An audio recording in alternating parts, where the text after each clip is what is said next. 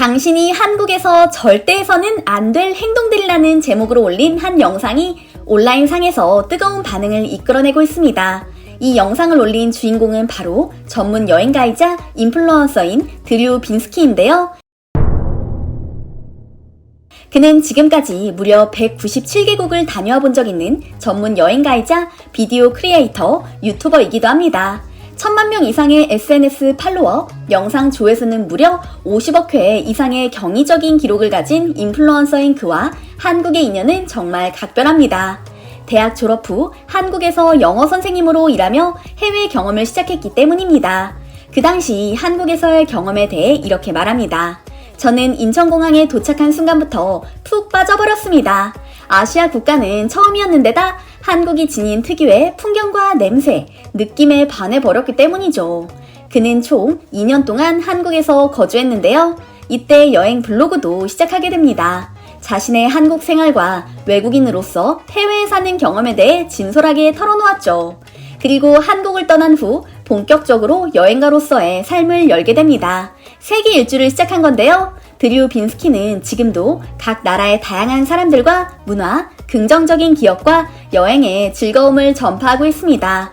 그럼 그가 한국에 대해 각별한 애정을 드러내며 한국 여행과 거주를 꿈꾸는 외국인들을 향해 이렇게 말합니다. 한국은 전 세계에서 가장 흥미로운 문화를 지닌 놀라운 나라입니다. 당신이 한국을 100% 즐기고 싶다면 한국 문화에 대한 존중은 물론이고 그들의 방식을 따를 필요가 있죠 라고요. After spending 2 years of my life living and traveling through this country, I've gotten to know Korean culture pretty well. The following are 8 things you just cannot do in South Korea. 젓가락을 밥 공기에 꽂아두기. 만약 당신이 젓가락을 세로로 밥 공기에 꽂아둔다면 그야말로 무시무시한 한국인들의 눈빛을 받게 될 겁니다. 생각해보니 외국인들이라면 무심코 할 수도 있는 행동이겠다 싶습니다. 드류 빈스키는 설명을 덧붙입니다. 이런 식으로 젓가락을 밥 공기에 세로로 꽂는 행동은 제사를 지낼 때나 하는 거라고요.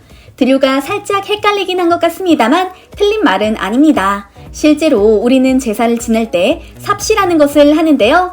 숟가락 안쪽이 동쪽을 향하도록 밥 공기에 꽂고 젓가락은 반찬 위에 올려둡니다. 혼백도 식사를 한다고 가정하는 것입니다. 따라서 일반적으로 식사하는 자리에서 이와 같은 행동을 하는 건 금기시 되어 있죠. 두 번째, 다른 사람의 이름을 붉은색으로 쓰기. To avoid getting scolded at, make sure to always write in black or blue pen. 한국에서 붉은색으로 누군가의 이름을 쓴다는 건 좋지 않은 의미입니다. 죽음과 연관되어 있다고 생각하는 미신을 믿는 사람들이 많거든요 라고 설명합니다. 맞는 말이네요. 오늘날에는 미신을 믿어서 때문은 아니긴 하지만 관습적으로 금기시하고 있는 행동이니까요. 세 번째, 실내에서 신발 신기. Koreans are very clean people and they always remove their outdoor shoes when going indoors. 당연한 이야기입니다. 예전에는 영화나 드라마에서 서양인들이 신발을 신은 채 침대에 눕는 모습을 볼 때마다 경악하는 한국인들이 많았죠? 요즘에는 서양에도 한국처럼 집안에서 신발을 벗고 생활하는 경우가 정말 많아졌는데요. 드류 빈스키는 신발을 벗고 실내 생활을 하는 게 익숙하지 않은 외국인들을 향해 이렇게 말합니다. 그냥 해! 라고요. 네 번째, 지하철에서 큰 소리로 떠들기. Koreans hardly speak on the subway, and when they do, it's only a small whisper. 처음에 한국에서 지하철을 탔을 때 드류는 경악했다고 합니다. 엄청나게 많은 사람들이 지하철을 타고 있지만 그야말로 숨소리까지 들릴 정도로 조용했기 때문이라고 하는데요. 다른 사람을 향한 존중과 배려의 의미로 공공장소에서 침묵한다는 것을 알고 깊이 감탄했다고 합니다. 그는 한국에서 생활한 이후로 다른 사람들이 이런 배려 없이 시끄럽게 말하는 걸 보면 부끄러움을 느끼게 됐다고 고백했습니다.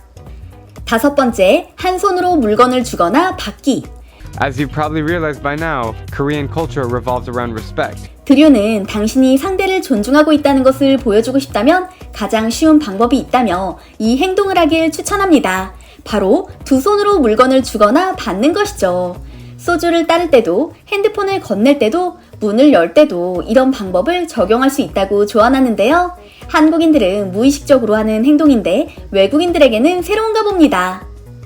마지막으로 연장자에게 절하는 걸 거부하기. It's a common way to say hello, thank you, and goodbye. 드류는 상대와 나이 차이가 날수록 허리를 더 깊이 숙이는 것이 존경을 표하는 또 다른 방법이라고 덧붙였습니다. 이렇게 하나하나 놓고 보니 드류 빈스키가 한국 문화에 대한 상당한 지식이 있었구나 하는 생각이 드는데요.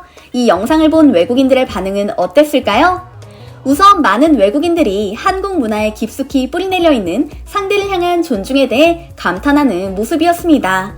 상대를 향해 허리를 굽혀 인사하는 것과 두 손으로 물건을 건네는 건 확실히 서양인에게 익숙하지 않지. 하지만 그 속에 깃든 의미를 알고 나니 새삼 한국 문화가 대단하다는 생각이 들어. 저런 행동들을 자연스럽게 하는 한국인도 멋지고 내년에 한국에서 교환학생을 할 예정인데 매우 흥미로운 영상이었어. 확실히 미국과는 차원이 다르구나. 조심해야 할 게 많은 것 같아서 살짝 긴장되지만 좋은 정보 고마워.